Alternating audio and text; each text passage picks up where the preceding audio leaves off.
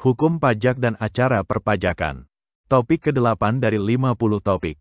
Filosofi dalam perpajakan. Bagian kedua. Pajak menurut kedudukan hukum. Hukum pajak merupakan hukum khusus, atau lex specialis, dari hukum publik yang mengatur hubungan antara orang atau badan dan negara. Adapun kedudukan hukum pajak dapat diuraikan sebagai berikut. 1. Hukum privat, yaitu hukum yang mengatur hubungan orang atau badan dengan orang atau badan lainnya dan bersifat individual. Hukum privat meliputi hukum perdata dan hukum dagang. 2. Hukum publik, yaitu hukum yang mengatur hubungan antara orang atau badan sebagai individu dengan lembaga negara dan hubungan antara lembaga negara dan lembaga negara lainnya. Hukum publik meliputi hukum tata negara, hukum administrasi atau tata usaha negara, hukum pajak, dan hukum pidana. Dengan demikian, hukum pajak merupakan bagian dari hukum publik yang mempunyai kekhususan berkaitan dengan penerimaan negara. Berbeda dengan hukum tata negara yang mengatur fungsi dan tugas alat perlengkapan negara, hukum administrasi negara yang mengatur pengadministrasian penyelenggaraan tata pemerintahan, serta hukum pidana yang berkaitan dengan sanksi pidana terhadap pelaku kejahatan, baik kejahatan secara umum maupun yang merugikan keuangan negara, korupsi. Berkaitan dengan pembagian pajak menurut kedudukan hukum pajak berada dalam lingkup hukum publik. Apabila terdapat konflik antara hukum privat dan hukum publik, yang lebih diutamakan adalah hukum publik. Contoh, dalam suatu pelelangan yang dilakukan kantor lelang negara terhadap harta jaminan debitur, nasabah, karena debitur tidak dapat membayar utangnya, kredit macet, dari suatu bank. Dalam pelelangan tersebut, yang akan didahulukan adalah utang pajak daripada utang kepada bank tersebut. Utang pajak adalah utang kepada negara, termasuk hukum publik, sedangkan utang bank termasuk dalam hukum privat. Pajak menurut sifat. Menurut sifatnya, pajak dibedakan menjadi dua hal berikut. 1. Pajak subjektif. Pajak subjektif, yaitu pajak yang pengenaannya didasarkan pada keadaan subjeknya, misalnya pengenaan pajak penghasilan orang pribadi, PPHOP. Dalam menghitung pajak terutang, akan diperhatikan status dari wajib pajak yang bersangkutan. Pengenaan PPHOP terhadap penghasilan dengan status sudah kawin, kawin punya anak, dan bujangan berbeda. Hal tersebut disebabkan penghasilan yang dikenakan pajak dalam PPHOP, penghasilan kena pajak, adalah penghasilan neto setelah dikurangi penghasilan tidak kena pajak, PTKP, yang ditetapkan berdasarkan status wajib pajak yang bersangkutan. Contoh, A. Tuan Marianto berstatus bujangan. Pada tahun 2022, ia mempunyai penghasilan neto, penghasilan bruto setelah dikurangi biaya, sebesar 80 juta rupiah. Perhitungan PPh Tuan Marianto, bujangan. Penghasilan netno 80 juta rupiah, PTKP, WP sendiri. 54 juta rupiah. Penghasilan kena pajak 26 juta rupiah, pajak PPh 5% dari 26 juta rupiah. Sama dengan Rp1.300.000. B. Tuan Roni berstatus kawin dan belum mempunyai anak.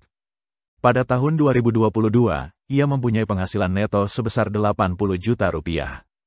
Perhitungan PPh Tuan Roni, kawin belum punya anak, penghasilan neto 80 juta rupiah, PTKP, web sendiri 54 juta rupiah, status kawin Rp4.500.000, 58 juta 500.000 rupiah. Penghasilan kena pajak Rp21.500.000, PPh 5% X dari Rp21.500.000, sama dengan Rp1.075.000. C. Tuan Ulum berstatus kawin mempunyai 4 anak.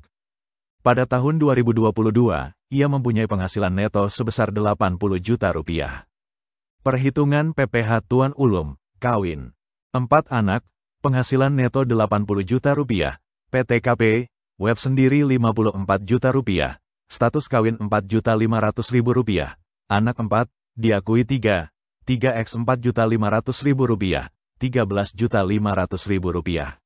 72 juta rupiah, penghasilan kena pajak 8 juta rupiah, PPh 5% dikali 8 juta rupiah, sama dengan Rp400.000. Catatan, 1, PTKP sebagai pengurang penghasilan. Dalam PPh orang pribadi, dihitung atas dasar status yang bersangkutan sebagai berikut. A. Rp15.840.000 untuk diri WP pribadi. B. Rp1.320.000 tambahan untuk WP yang kawin. C. Rp55.840.000 tambahan seorang istri yang penghasilannya digabung dengan penghasilan suami. D. Rp5.320.000 tambahan untuk setiap anggota keluarga sedara, dan E. keluarga semenda dalam garis keturunan lurus serta anak angkat yang menjadi tanggungan sepenuhnya paling banyak 3 orang. 2. Perubahan tarif pajak PPh orang pribadi dalam negeri berdasarkan Undang-Undang Nomor 7 Tahun 2021 tentang Harmonisasi Peraturan Perpajakan sebagai berikut.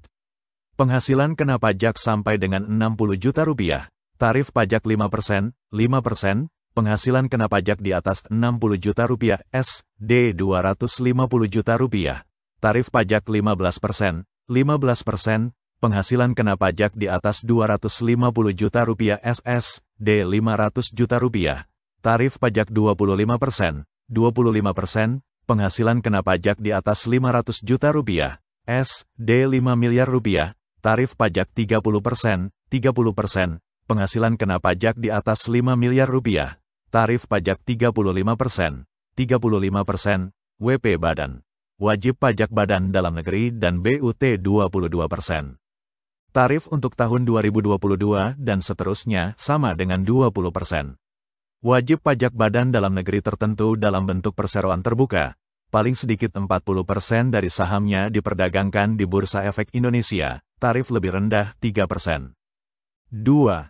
Pajak objektif. Pajak objektif, yaitu pajak dikenakan hanya memperhatikan pada objek pajaknya saja, tanpa memperhatikan status subjek pajak yang bersangkutan.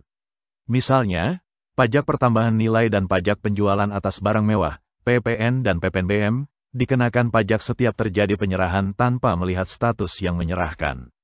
Contoh, terhadap penyerahan barang kena pajak di dalam negeri akan dikenakan PPN dengan tarif 11% dari harga jual, berdasarkan Undang-Undang Nomor 7 Tahun 2021. Itulah topik ke-8 Hukum Pajak dan Acara Perpajakan untuk membantu pemahaman mahasiswa dan masyarakat umum yang ingin menambah wawasan.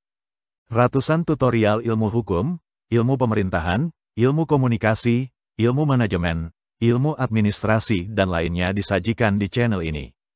Tutorial dituturkan dan disubtitelkan agar dapat ditonton, dibaca sambil didengarkan. Untuk pemahaman yang lebih baik, putar dan dengarkan video tutorial berulang-ulang. Subscribe dan like, agar Anda mendapatkan update tutorial lainnya. Bagikan juga link video ini, agar teman lain juga mendapatkan manfaat channel ini. Sekian dan terima kasih. Sampai jumpa.